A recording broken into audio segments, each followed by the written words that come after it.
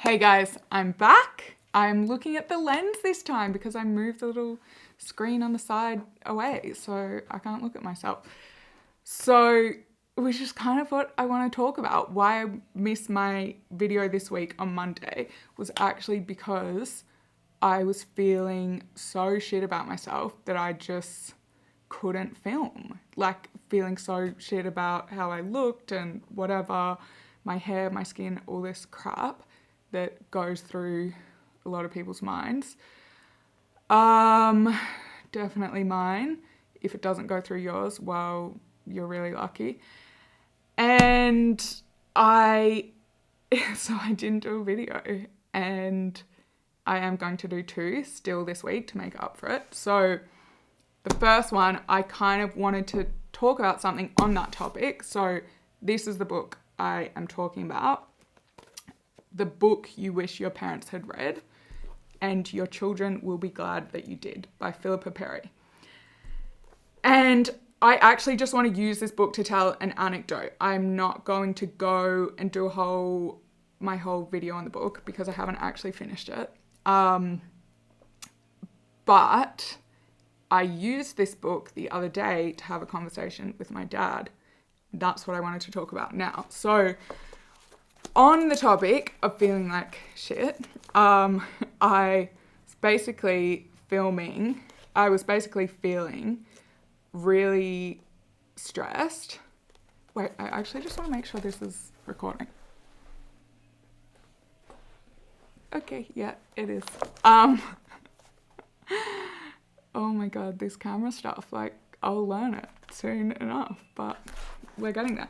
Okay, so I was feeling really stressed and all these feelings that I'm sure a lot of people experience, and I don't want this channel to turn into like me just talking about my feelings, but I think this will be quite helpful. So I decided that, and without going into my whole life story, but basically I've had some mental health difficulties over the past couple of years, and I've been home in Australia for about 6 weeks now. The first month I was so good, like feeling happy as I've ever been, and really felt like, great, I've beat this depression. That was my goal, to really get through it and establish habits that would make sure it didn't creep back in, and to stay vigilant and to stay on top of like meditating, exercise, sunshine, like eating properly, sleeping properly, all these things that keep my mood in check. And then, of course, as it does, slowly crept up on me, and I had this week of feeling rubbish, and which I guess I kind of talked about it in the last video. Anyway, and I decided I was going to do something different rather than kind of cut myself off and just stew in and like isolate myself and stew in my own negative emotions. I thought I would talk about it. So I said to my parents, who, as I've said, I'm staying with at the moment while I'm visiting Melbourne, I said, I am really feeling stressed at the moment. And my dad said to me, what do you have to be stressed about? Which is true, because I've just said I'm on this gap year. I'm doing something I love doing, which is reading books. And I've really deliberately taken all the pressure off so that I can follow like what I'm passionate about, and, you know, all the rest of the stuff I can figure out. Can get figured out. Like, how do I afford to eat? Okay, it's like, cool, I can get a job in a bookshop or whatever it is. In the meantime, like on my gap year, book reading gap year. Anyway, so I'm meant to be taking all the stress off and like having a good time and enjoying like the beautiful sunshine here back in Melbourne. A lot of, you know, Christmas is coming up, the Ashes, the Australian Open, a lot of exciting stuff that I'm looking forward to. So it's like, oh, why am I feeling so miserable, and what do I have to be stressed about? And so then we started having conversation about it, and I became unwell while I was working in investment banking, and that's like a whole nother story that we won't go into now. But that was kind of the trigger. And so I was taught, and it's like, yeah, it makes sense when you're, working 100 hours, not sleeping, whatever else, getting 3 hours sleep a night, that you feel, that your body's under stress and you suffer. That makes sense. But it's like, okay, so why am I now feeling this? And we had this conversation that was like, okay, that, my dad, so I responded to him when he was like, oh, what do you have to feel stressed about? It's like, well, I don't know. But the point is, a feeling's a feeling. Like, you can't intellectualize it. I feel like this, and it would be nice if, like, I don't need you to solve the problem. I just wanted to share it so you could acknowledge, like, wow, that really sucks that you feel like that. And so I pointed that out, and then we kind of had this, he was curious into, like, learning more about it, which is really good because, rather than someone just saying, okay, cool, get over it, which is not what he was saying, but I kind of challenged him, like, are you trying to say that? It's like, no, I'm not. Okay, anyway, I'm going to get to the point about the book. So he was like, okay, so, how do we solve this problem? Where did this all happen? And it's like, okay, yeah, well, it did. We know what it was triggered by, but I think I've been doing, through therapy and through talking to psychiatrists and whatever, which, by the way, is so scary to say on publicly, because it's like it's like, oh my God, if I say psychiatrist, people think I'm crazy. But it's like, this is the problem with mental health, that there's so much stigma that people, if you were sick with whatever, you broke your leg, like, you wouldn't be ashamed to say whatever, the name of the doctor who's helping you with the leg. Anyway, so by talking about this, I'm trying to fight against that stigma. So I have learned through all of this, and also through bibliotherapy, which, i.e. therapy through reading books like this.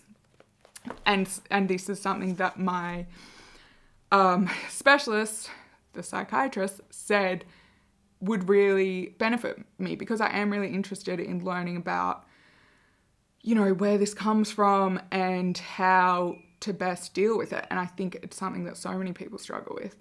So it's really great to be able to share information and to be able to read, because it is like daily work.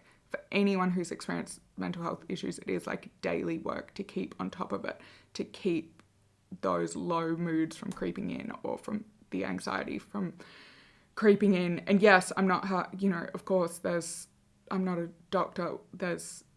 If you are struggling, like, I'm not the person to, like, go and see a doctor or talk to someone. But I just want to point out that this book I found very helpful for me.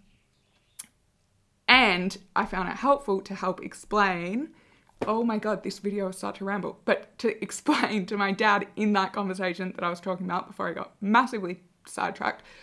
So he was curious, like, let's talk about where this came from. And I was like, okay, well, I think I know where it comes from. I think it starts in childhood. And this isn't about blaming. I have amazing parents, and it's just not about blame or saying someone did something wrong. It's just about things happen in life, and then circumstances result. And it's like, how can you, like, work through that stuff? And for anyone who's done psychotherapy as opposed to CBT, they'll be familiar with that. So CBT, cognitive behavioral therapy, is kind of really useful when you're really not functional in day-to-day life. So it's like, when I first had depression, this video is just so much more detail than I thought. But anyway, I'm just going to keep going.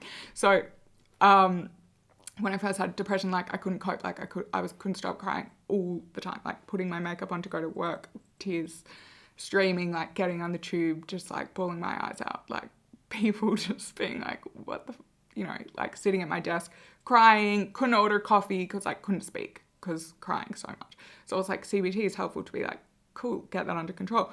But when you go deeper, there's other types of therapy that go much deeper into where all these things come from. And I just wanted to share this because I found it helpful for me, and it might be helpful for someone else. And people might disagree with this stuff, of course.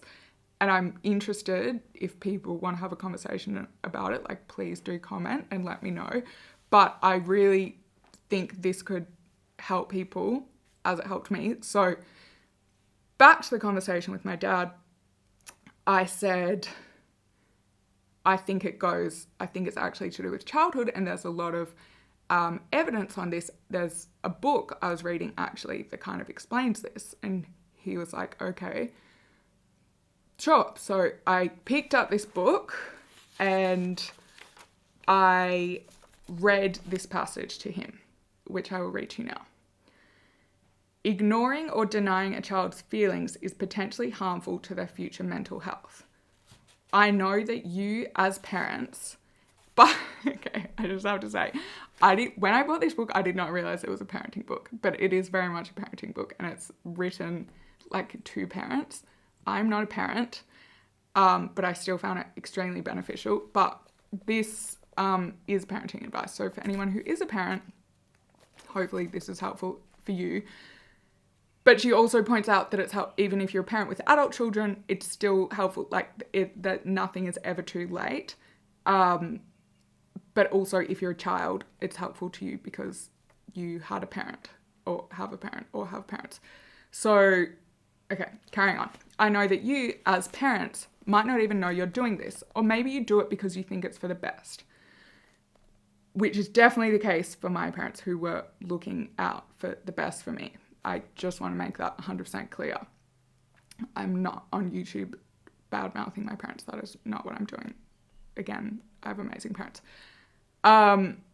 Anyway, continuing. When other people, especially our children, are unhappy, denying their difficult feelings is sometimes our default option. It can feel like the right thing to do. It might feel right to try and belittle, advise, distract, or even scold the feelings out of them. We don't want the person we love to be unhappy, and being fully open to their unhappiness or their rage can feel dangerous and unsettling for us. It can even feel as if we're encouraging these feelings in some way. But when feelings are disallowed, they do not disappear. They merely go into hiding, where they fester and cause trouble later on in life. Think about this. When do you need to shout the loudest? It's when you're not heard. Feelings need to be heard. And so at this point, this resonates with my dad. I had so many tantrums as a child, was always running away, all that kind of jazz. So it's connecting the dots between all that bad behavior. And anyway, I'll continue. What she goes on to say is, she stresses this a lot throughout the book. I don't want you to feel bad about how you might have reacted to your child's feelings in the past, but I do want to emphasize how vital it is to acknowledge, take seriously, and validate your child's feelings. The most common cause of adult depression is not what's happening to the adult in the present, but because as a child they did not learn in the relationship with their parents how they can be soothed. If instead of being understood and comforted, the individual was told not to feel or cried themselves to sleep alone or was left by themselves with their rage, their capacity to tolerate unpleasant or painful emotion becomes less and less possible as the number of emotional misattunements adds up. Their capacity to tolerate them diminishes. It's as though there is only so much space for difficult emotions to be pushed down into before that space gets too full and there's nowhere for them to go. However, when we're soothed and soothed again by our parents, whatever our feelings, we are liable to feel more optimistic about those feelings, which makes us less susceptible to depression or anxiety later on in life.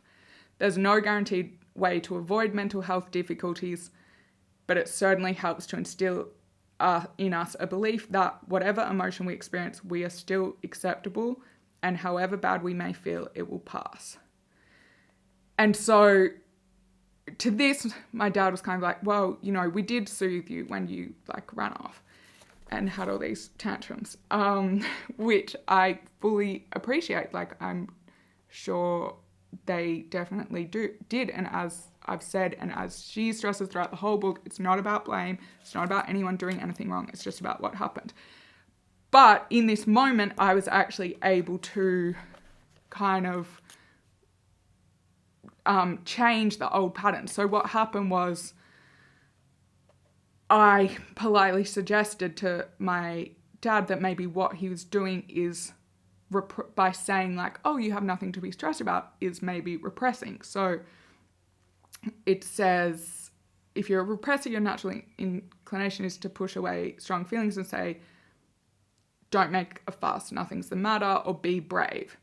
If you dismiss a child's feelings as unimportant, they are less liable to share any subsequent feeling with you, whether or not you might consider these to be important. So the whole idea is, if someone's saying, I'm super depressed, or I'm super stressed, and someone's like, oh, but you have nothing to be stressed about, even though they're trying to help you by saying that because they really care about you and they don't want you to be stressed, it can mean that, well, they're just not going to tell you in future because they feel like, oh, you're denying what I feel. And so, yeah, my dad was really receptive to that. And he said, how can, so what can I do instead? So I read on to containing. And I said, this is the advice. Containing means that you can acknowledge and validate all your feelings. If you can do this for yourself, you'll find it natural to do this for your child as well. You can take a feeling seriously without overreacting and remain contained and optimistic. You might say, oh dear, you are unhappy. Would you like a cuddle? Come to me then. And at this moment, this is really quite funny because this is just not really, my family just aren't super like emotional huggers. And I am not a hugger. And so this book enabled us to like break that dynamic. And I'm trying to say this without like getting overly emotional, but yeah, that was the end result. That my dad just did put his arm around me, and God, this is going to be so embarrassing for both my parents to have me post this video to the public, but I truly believe that I think this can help so many people, and I actually know because I spoke to a friend who was dealing with an issue actually in her relationship and struggling with her boyfriend not understanding and needing to try and solve her problems, but all she wanted was just emotional support in the form of like a hug, and for him to say like, this sucks, what's going on, and I'm here. And it's like, that's it. Like, that's all you have to do.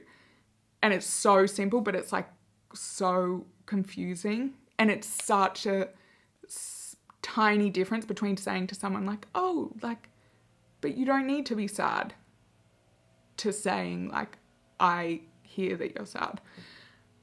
Anyway, I would love to do another video on this book when I finish it, because I'd love to give more background on who Philippa Berry is and like so she's a psychotherapist, but